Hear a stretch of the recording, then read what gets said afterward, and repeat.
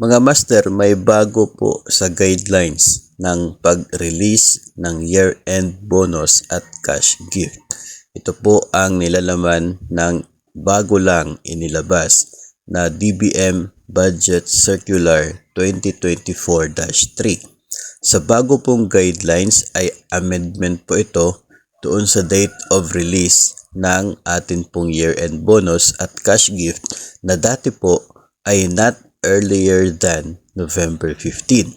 Ngayon ay pwede pong hindi na hintayin ang November 15 para sa pag-release ng year-end bonus. Ang mangyayari lamang ay isasabay ito, no?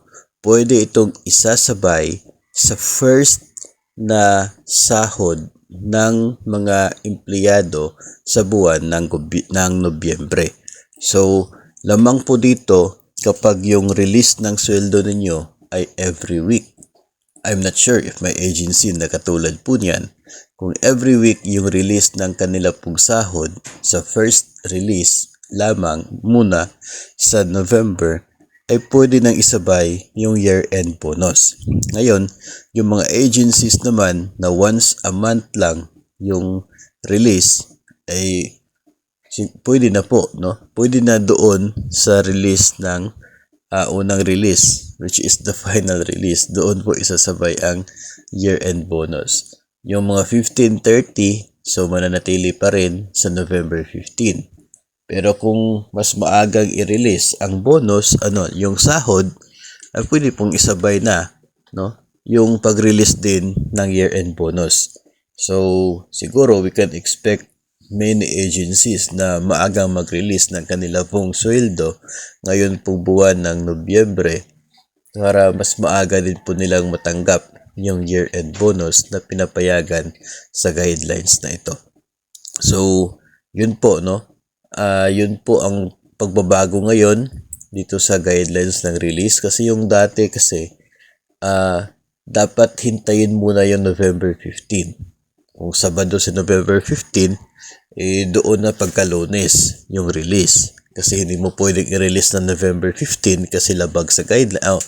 November 14 kasi labag sa guidelines. Dapat 15 talaga. And 15 and next days, no?